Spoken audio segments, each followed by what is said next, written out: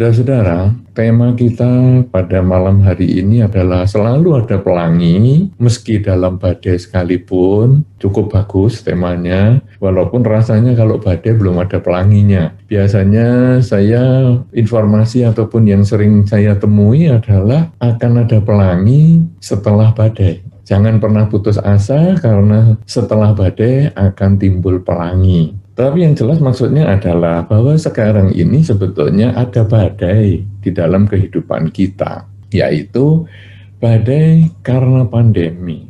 Nah, inilah badai. Tetapi tentu kita sebagai seorang umat Buddha, kita memahami hidup ini tidak ada yang selalu abadi. Semua pasti tidak kekal. Sehingga badai separah apapun juga pasti satu ketika akan berhenti. Kalau kita mau membayangkan badai pada zaman Pangeran Siddhartha berusaha untuk menjadi Buddha, adalah beliau berjuang, bermeditasi dengan berbagai macam cara, dengan ditemani oleh 5 pertapa selama 6 tahun. Dan itu betul-betul perjuangan yang luar biasa, sampai dikatakan perjuangan yang tidak pernah dilakukan oleh seorang manusia sebelum, bahkan setelah Pangeran Siddhartha. Demikian keras latihannya, tapi hasilnya tidak sesuai dengan harapan.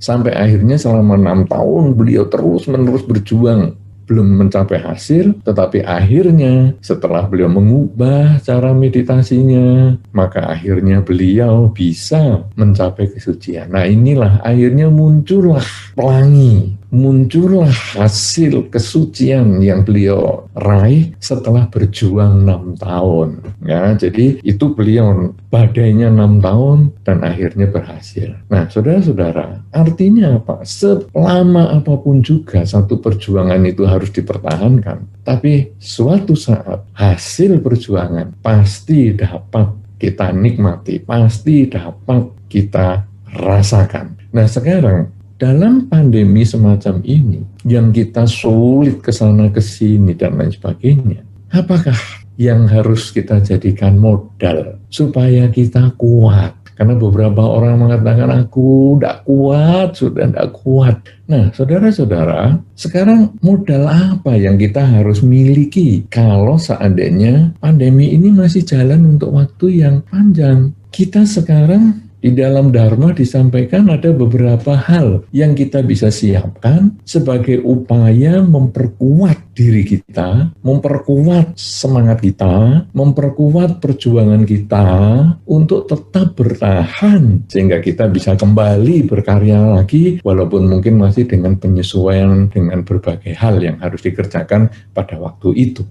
Modal yang pertama yang harus kita miliki dalam menghadapi situasi seperti sekarang, atau ibaratnya kalau ini adalah pelangi, warna yang pertama, pelangi kita adalah kita memiliki keyakinan yang kuat. Yakin bahwa segala sesuatu pasti berubah. Tidak mungkin tidak berubah. Karena sepanjang apapun perjuangan seseorang pasti akan berhenti. Seperti Pangeran Siddhartha, perjuangannya 6 tahun. Dan akhirnya belum mencapai kesucian. Itu harus kita tanamkan keyakinan kita. Segala sesuatu tidak kekal. Sehingga tiap kali kita merasa, aduh aku nggak kuat, aku ngadepi masalah. Mungkin masalah kesehatan, masalah ekonomi, masalah rumah tangga, masalah dengan anak, masalah dengan apa saja. Waduh, kadang kita nggak tahan, lalu kita renung. Semua pasti berubah, semua pasti berubah. Tidak mungkin di dunia tidak ada yang tidak berubah. Pasti berubah. Dunia ini pasti berubah. Itu kita tekankan terus di dalam diri kita. Kalau keyakinan ini kita kuat, modal keyakinan ini, bahwa saya harus bisa. Bahkan Pangeran Siddhartha saja, yang sempurna paramita beliau saja harus berjuang 6 tahun.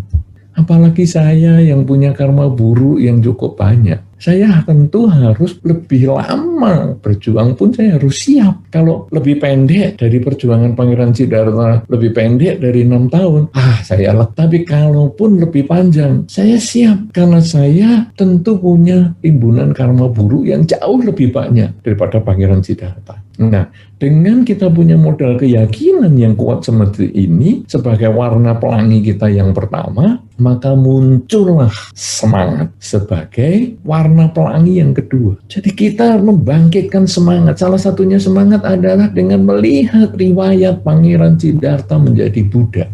Beliau bisa 6 tahun sebagai anak raja, sebagai pangeran, putra tunggal, yang telah mewarisi istana dan lain sebagainya. Beliau bisa tinggal di hutan dengan kehidupan yang keras, dengan perjuangan yang keras. 6 tahun lamanya. Apalagi saya yang bukan anak raja, saya yang bukan pangeran. Maka saya harus tahan. Toh saya juga tidak tinggal di hutan, jadi saya harus berusaha dengan kuat. Entah apapun usahanya. Kalau perlu saya coba tanya ke teman. Saya berusaha menggali wawasan pikiran saya. Saya ikut seminar-seminar pengetahuan-pengetahuan umum tentang bagaimana bersama-sama melewati kesulitan yang kita hadapi dalam keluarga. Sehingga saya berusaha mencari banyak pengetahuan dengan semangat yang kuat. Karena pengetahuan itu akan mengkondisikan kita memperoleh jalan yang lebih jelas, memperoleh sikap yang lebih tepat untuk menghadapi kesulitan kita. Inilah yang kita mau bangkitkan dalam diri kita. Jadi semangat bukan hanya ngawur, semua pasti tidak kekal, semangat,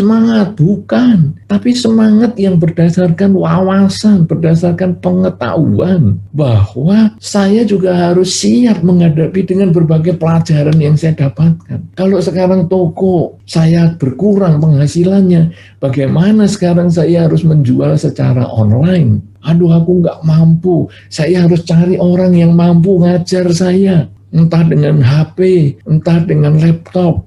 Pokoknya saya berusaha untuk membuat kemajuan, mencari terobosan dengan semangat dan keyakinan saya. Ini adalah warna pelangi yang kedua. Jadi kalau kita sudah punya keyakinan yang kuat, carilah pengetahuan sebanyak-banyaknya agar kita bersemangat menghadapi, mengatasi, melewati kesulitan ini, problem ini. Kalau kita sudah ketemu dua warna, maka warna yang ketiga, pelangi kita ini adalah bahwa kita harus dalam upaya kita yang kita cari tadi, dengan keyakinan yang kuat itu, kita harus memilih hal-hal yang tetap menjaga nama baik kita. Jangan mempermalukan diri kita. Jangan mempermalukan keluarga kita. Jangan mempermalukan orang tua kita. Artinya apa, saudara? Di luaran kita banyak jenis pekerjaan. Di kala kesulitan ini pun banyak jalan keluar yang kita bisa dapatkan. Tapi hendaknya jangan sampai melanggar kemoralan. Ya, melanggar kemoralan itu kita menghindari pembunuhan, pencurian, perzinahan, bohong, dan mabuk-mabukan. Supaya kita tidak malu.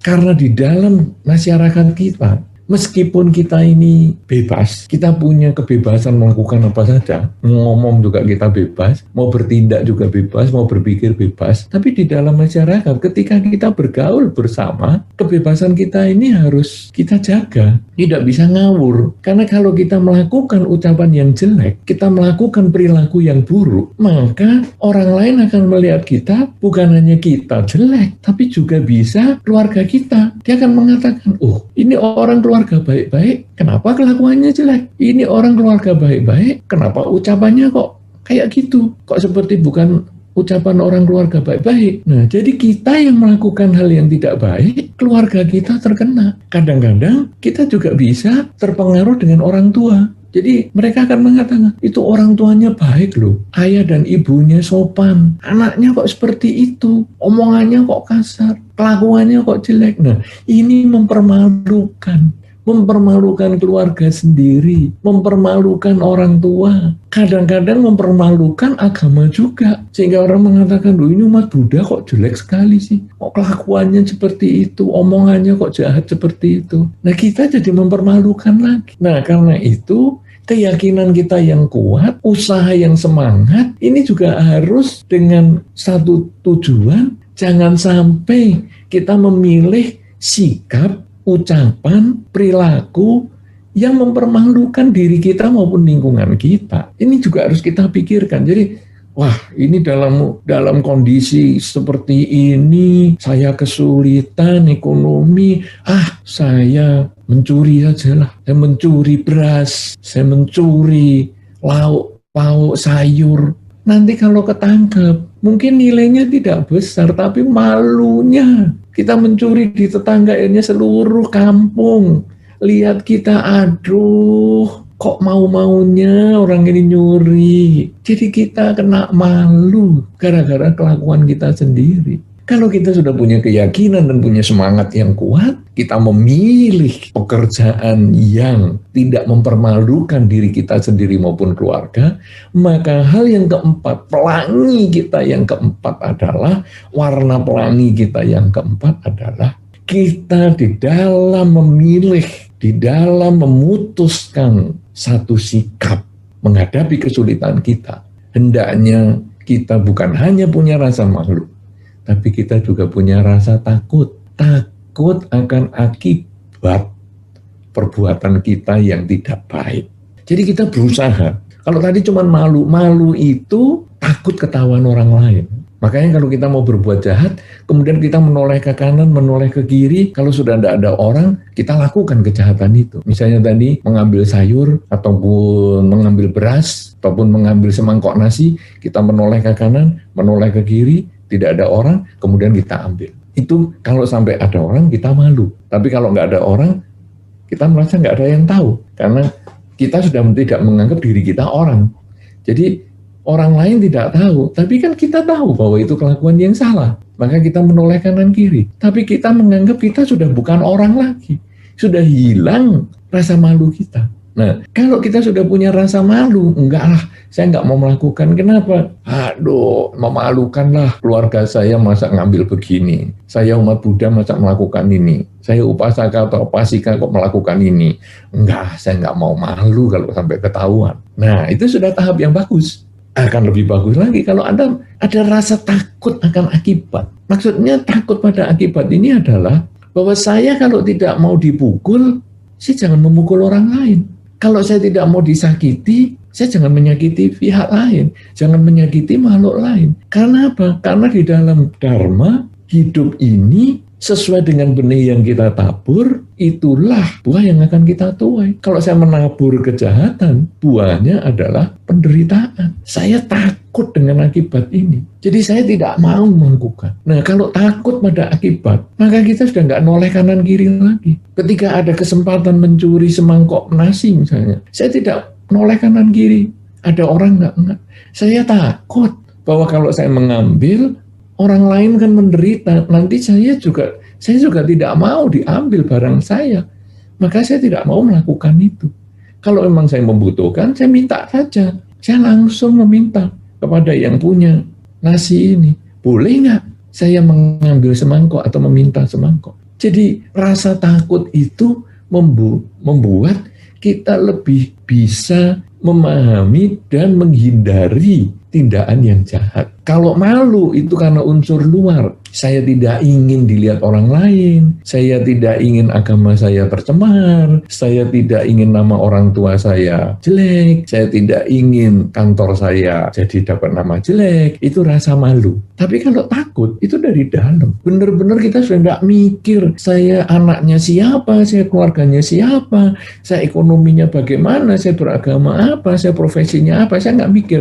Saya hanya tahu, kalau saya melakukan kejahatan, pasti saya memetik buahnya. Saya makanya menghindari kejahatan. Saya tidak mau membunuh, tidak mau mencuri, tidak mau berzina, tidak mau bohong, tidak mau mabuk-mabukan. Karena semua itu akan kembali pada diri saya. Pada waktunya, saya akan memetik buah karma buruk. Dan saya tidak mau melakukan itu. Nah, kalau kita sudah punya beberapa warna pelangi, yaitu keyakinan, kemudian punya semangat, kemudian kita punya rasa malu untuk melakukan tindakan yang tidak baik, kemudian rasa takut, khawatir, takut dengan perilaku yang buruk, buahnya itu akan kembali pada kita.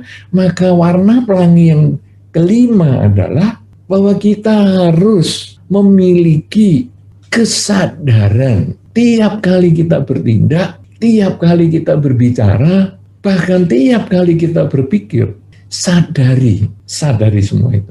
Kalau tadi rasa takut itu masih menjadi satu perenungan. Kalau malu tadi karena luncur luar. Takut itu masih ada perenungan. Aduh, nanti karena aku nggak mau dipukul, aku nggak mau mukul lah, aku nggak ingin dimaki, maka aku juga nggak mau memaki. Tapi sekarang kesadaran, ini adalah sadar setiap saat ini saya sedang apa. Nah, ini yang mengkondisikan kita, saya ngomong baik karena saya bukan masalah malu dan takut lagi. Tapi saya ngomong baik karena saya sadar saya hanya perlu berkata-kata yang baik. Saya berperilaku yang baik, bukan karena saya malu, bukan karena saya takut, tapi karena saya sudah sadar, saya memang harus berperilaku yang baik. Saya sadar, saya harus berpikir yang baik. Sehingga ketika ada pikiran yang buruk muncul di dalam batin saya memikirkan, duh, di masa pandemi ini kok dia bisa sukses ya? Saya kok nggak bisa sukses ya? Mesti ini pakai guna-guna, mesti ini pakai ilmu hitam, ini mesti ini kejahatan, merampok ini.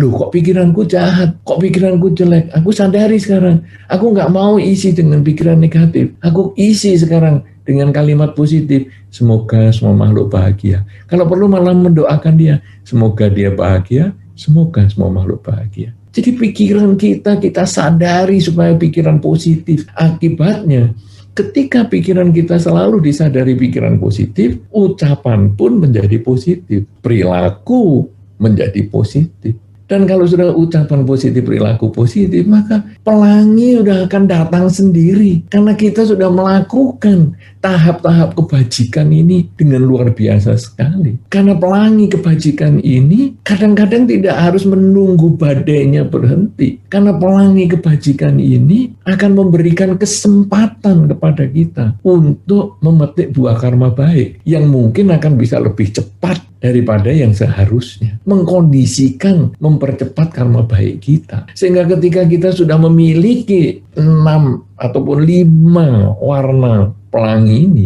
ketika kita sudah memiliki 5 warna pelangi ini, pelangi kebajikan, mungkin ada orang datang kepada kita, kemudian dia menawarkan pekerjaan. Kamu selama kamu kerja dari rumah, WFH, work from home, ya, karena pandemi, kamu mau nggak kalau saya kasih tambahan pekerjaan? Apa itu? Kamu kan pinter pembukuan.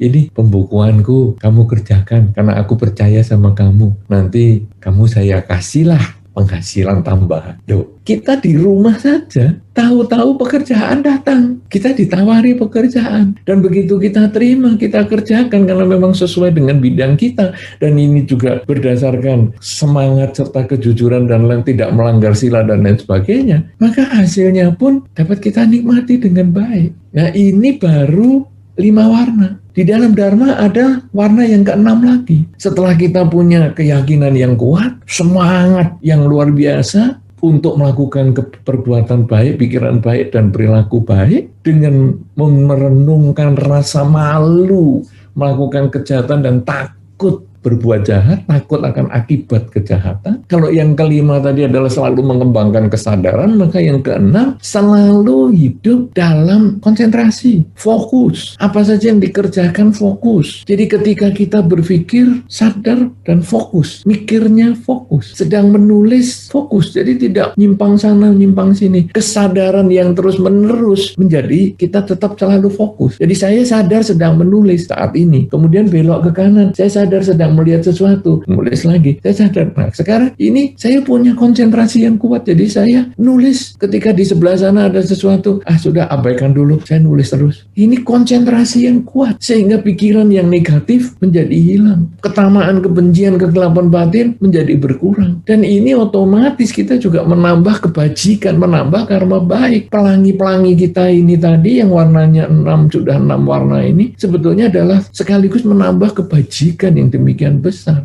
Dan itu yang akan mengkondisikan kita memperoleh keberhasilan atau kesempatan melewati badai ini mungkin lebih cepat daripada yang lain. Karena mungkin kita tinggal dulunya di zona merah, kemudian akhirnya sudah nyampe ke zona hijau, sehingga kita akhirnya bisa berkarya, bekerja dengan lebih leluasa misalnya, Itu semua adalah salah satu modal kebajikan yang kita juga berperanan melakukannya. Kalau kita sudah punya keyakinan yang kuat, semangat yang keras, kemudian kita juga punya rasa malu dan takut atas perbuatan yang kita miliki, kemudian kita juga punya kesadaran, selalu menjaga kesadaran, menjaga konsentrasi yang baik, maka akhirnya kita juga perlu kebijaksanaan. Kita perlu mengembangkan kebijaksanaan, yaitu bisa memilih mana yang penting sebagai yang penting, yang tidak penting sebagai yang tidak penting.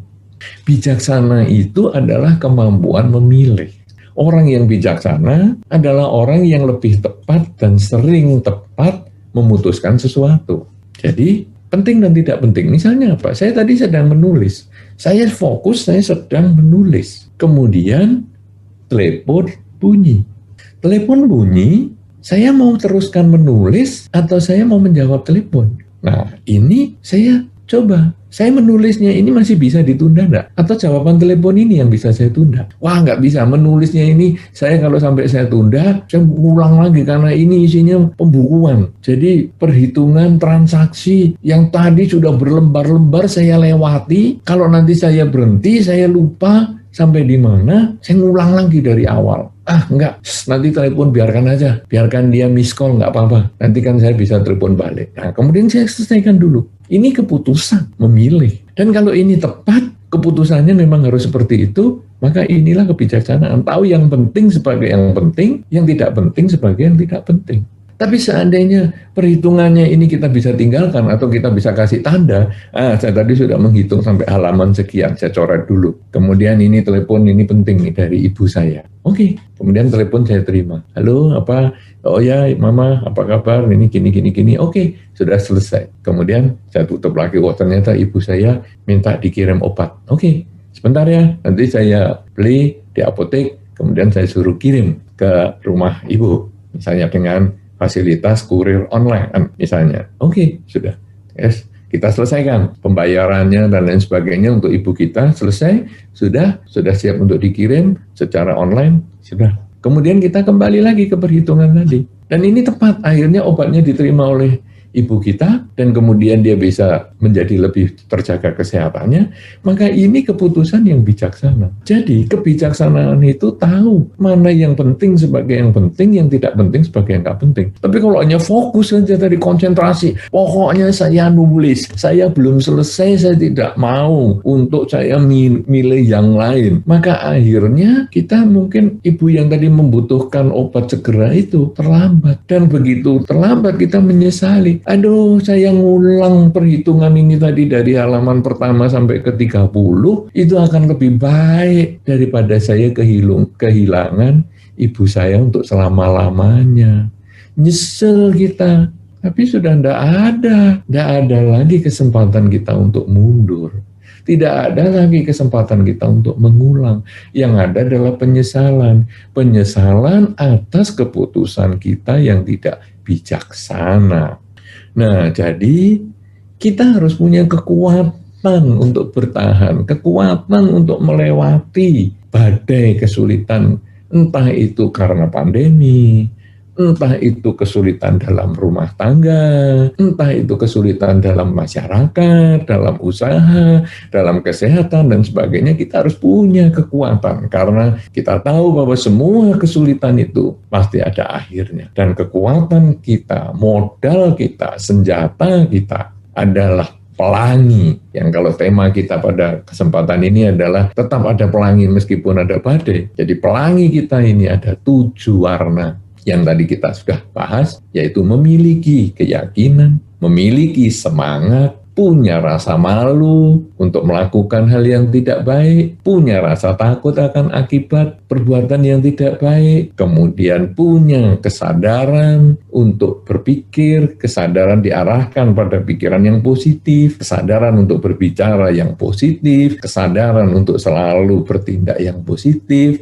kemudian yang keenam adalah selalu punya konsentrasi, mengarahkan pikiran untuk selalu pikiran yang positif, kemudian selalu fokus pada apa yang kita ucapkan, fokus pada apa yang kita lakukan, dan akhirnya kita punya kebijaksanaan untuk memilih mana yang baik sebagai yang baik, yang penting sebagai yang penting, yang tidak penting sebagai yang tidak penting, yang tidak baik sebagai yang tidak baik. Ketika kita bisa memilih itu dengan tepat, itulah muncul kebijaksanaan. Dan karena ketujuh pelangi ini, ketujuh warna pelangi ini kalau kita lakukan bersama-sama dalam waktu yang cukup panjang, maka kesempatan kita keluar dari badai ini akan bisa lebih cepat. Ibaratnya sekarang, kalau di sini ada badai, kita kalau mungkin naik pesawat, ada badai di sini, tapi dengan kekuatan pesawat yang baik, kita bisa melewati badai itu sampai akhirnya kita berada di udara yang tidak ada badainya. Badainya masih ada di belakang, tapi pesawat kita sudah lewat dari badai. Demikian pula kalau kita memperbanyak perilaku kita tadi dengan ketujuh warna pelangi yang tadi sudah saya sampaikan, maka mungkin saja